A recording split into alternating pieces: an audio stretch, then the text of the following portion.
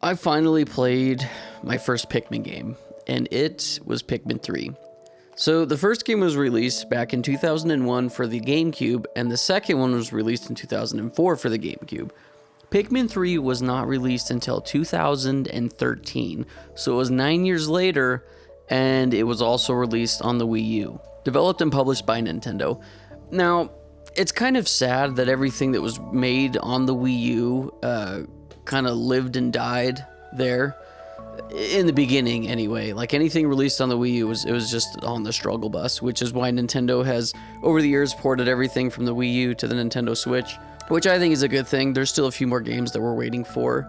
Xenoblade Chronicles X got announced, and will be released on the Switch next year. We're still waiting for The Legend of Zelda Wind Waker, The Legend of Zelda Twilight Princess to get ported to Switch, and then there might be a few more obscure titles that I can't think of that were on the Wii U that haven't been ported yet. Regardless, I never had a Wii U. I have played some Wii U games recently. Like this year I played the Wind Waker and the HD version, and I feel like the gamepad was implemented perfectly, and it's a shame that it didn't catch on, but I'm also part of the problem because I did not purchase a Wii U back in the day. I was a Wii owner, had a Wii, played lots of Wii games, but I never purchased a Wii U. I also never had a GameCube, so Pikmin 3 is not a game that I ever played. The first time I had heard about Pikmin was when Olimar was in Smash Bros. I can't remember if it was Melee or if it was Brawl he was in. I'm going to say Melee for the GameCube. I could be wrong, though. Regardless, that was the first time I had heard about Pikmin. So it's not really a game that I've ever thought about. I didn't really know anything about it other than I knew it was kind of a puzzle game. But one of my buddies told me, this was probably like 3 or 4 years ago, whenever the deluxe version was released, so I guess, 4 years ago now because it was released in 2020. He told me then, he said, you should play Pikmin 3. It's on the Switch now, and I think you'd like it because it's just a chill puzzle game. And I never did. I never did until this year. I bought it on eBay for, I don't know, $30 or something. And I played through it. And honestly, like, my thoughts on Pikmin 3, specifically because I haven't played any of the other games, is it's okay. Like, it's a fun game.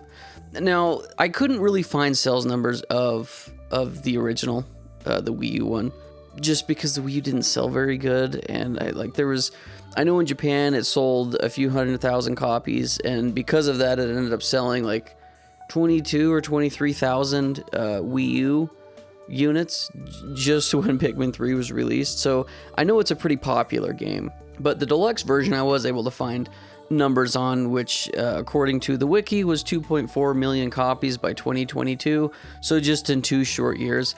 If I had to guess, that's more than what the original sold on the Wii U. But yeah, I don't know. I try to find sales numbers just to give everybody a rough estimate of what was sold, but I go to so many different pages trying to find numbers, and everybody reports different things, and of course people are going to try and inflate their numbers, so just take it with a grain of salt. Regardless, I wanted to talk about Pikmin 3 today, and I'm only specifically going to be talking about that one because I have not played anything else in the series. I know Pikmin 4 is out, and I probably should have just bought and played that one, but I didn't.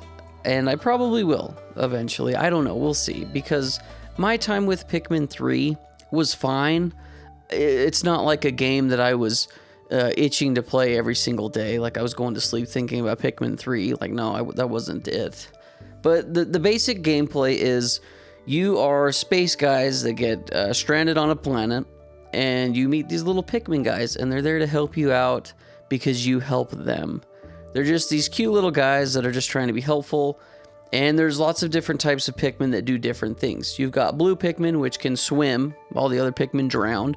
You've got rock Pikmin, which are big heavy guys that you can throw at enemies and also break like ice walls and stuff. You got the red Pikmin, which are immune to fire, and they can attack and break like sand walls down. You've got the electric Pikmin that you can use to solve electricity puzzles, and they also can be thrown higher. You've got the pink Pikmin, which are like bees. They like fly around. They can kill flying enemies, and they also, when they pick up items like fruits or different puzzle pieces you're trying to solve, they can just fly. over to the area. Like, there's lots of different puzzles that revolve around you picking up like bridge pieces and going and putting bridges back together, where if you used Pikmin with legs that walk on land, they have to take specific routes to get back to the bridge. The flying Pikmin can just pick it up, fly over water, etc., and get to the bridge or whatever place they're building quickly. So yeah, there's those different types of Pikmin. Each level that you do, you only have a certain amount of time in each day to solve puzzles and kind of expand and collect and get to the end of said mission. You can spend multiple days on a mission. Like, I think one of the missions I spent 3 or 4 days because I was trying to collect everything. Some of the levels are pretty big, so there's not really a penalty for taking more time, other than every single day you use up a fruit juice. So you have to find fruit along the way to keep your characters fed. And honestly, collecting the fruit is kind of the meat and potatoes of this game, because the base content's like, it's not very long. I beat the entire game in about 6 hours. That wasn't with me 100%ing it. Like, I wasn't trying to get every fruit, but I still had a massive surplus of fruit that I had collected because it was fun finding fruit and then collecting it and solving the puzzles to get to said fruits. Like, some of them are a little tricky. Some of them are really easy. Like when you kill bosses, which there's quite a few different boss fights in here. Nothing too crazy. Like, there wasn't any bosses that I got stuck on and was having a hard time. But every time you kill a boss, there's usually a big fruit that you can collect with it, and it gives you multiple juice cups too. So yeah, that's kind of the if I had to say the overarching downside of Pikmin 3 is it's not very long, and I'm not saying that's a bad thing, but to me it just felt like there wasn't a lot of content here. Everything was pretty easy. Enemies I didn't really have any difficulty with. Some of the puzzles were kind of tricky, and some of them I ended up just like not even doing at all. But once again, most of those puzzles are just revolving around collecting fruit. You can collect fruit. There's also upgrades that you can find too, which are pretty helpful, and I don't know if the game requires you to get them or not, because I just got them, and it's not like I tried to progress past getting them. But some of them you did kind of have to go out of your way to find and collect. There's like suit upgrades and stuff like that. So yeah, I don't know. There just wasn't a lot here. There actually is a DLC too. It's the Olimar DLC, and it's more Pikmin, and I'm not saying that's a bad thing. I've read some Reddit threads that said that Pikmin 3, while it is short and there's not a lot going on here, collecting the fruit is kind of the big part of the game, but also if you play it on higher difficulties, it adds more challenge for the player. But even then, a lot of the players said it a lot of the Reddit users said it wasn't that crazy playing on harder difficulties. I don't know, like, it was fine. The overall gameplay loop was fine. Like, you go into the mission, at the beginning you kind of have to collect Pikmin and build up this army, which it doesn't take too long. And then you go through, you find fruits, you find upgrades, you find different sorts of things. When the day's up, you have to hurry and get back to your ship. You got to put all the little Pikmin back in their little alien ship, and then you get to restart. You get to go on to the next day.